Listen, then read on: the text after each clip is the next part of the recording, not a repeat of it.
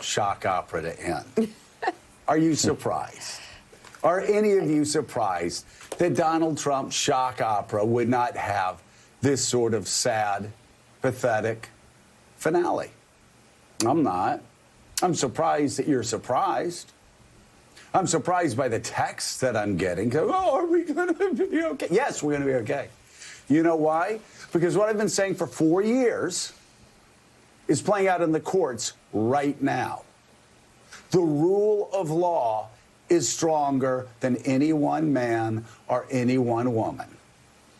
And when these scam press conferences turn into scam pleadings and they go before federal judges or state judges, the state judges ask Trump's lawyers under oath whether they have any evidence of foul play. And under oath and under the penalty of perjury, they all say, no, Your Honor.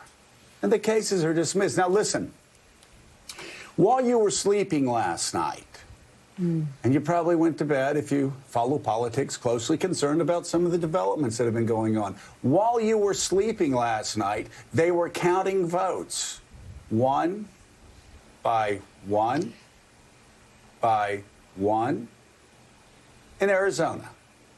And finally, after counting one vote a day, they came to the conclusion, the Secretary of State out there, as well as Dave Wasserman, that Arizona is all over. Yes, I know.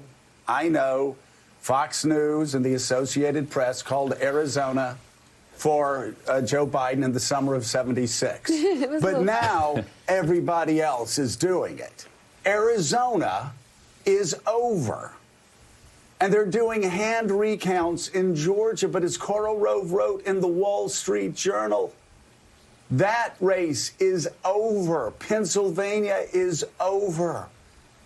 Nobody wins recounts when losing by this much. So I just want to say again what we've been saying for years. When you think that Donald Trump and the Republican Party is getting away with this, getting away with anything, you've got to avert yourself from the smoke bombs going off on stage in the shock opera and just look at the data. You want to know what the data shows me?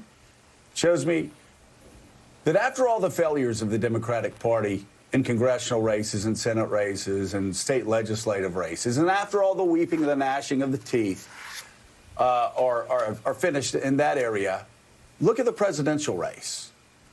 And what historians are going to see when they look at that map is they're going to see a map where Democrats rebuilt the blue wall across the upper Midwest.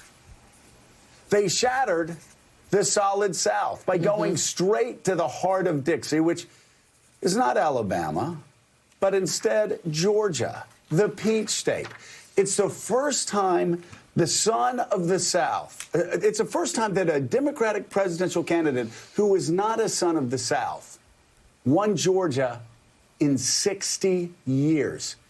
It looks sort of grayish now. It's blue. Biden has won Georgia. And Arizona, you see Arizona?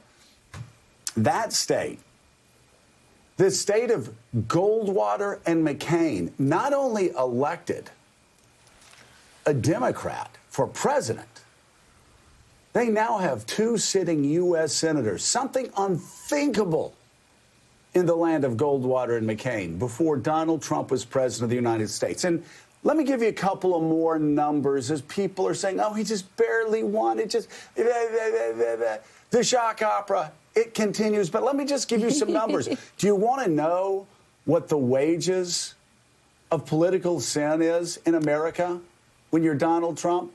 Here's some numbers to illustrate it. Georgia flipped between 2016 and 2020. Georgia flipped by over 200,000 votes. Michigan, a race Donald Trump won barely 4 years ago, flipped by over 150,000 votes. Pennsylvania, wow. Another state that was supposed to be really close a week ago. The votes have been tallied up. And no, Joe Biden didn't win by the 87 points that media pollsters said he was going to win by. Still, that state flipped by over 100,000 votes from last election to this. And Arizona, the land of Goldwater, also flipped from a Republican presidential candidate to a Democratic presidential candidate by over 100,000 votes. There is nothing that Donald Trump or all of his little minions inside the White House can do to change that fact. And if you don't give a damn about America,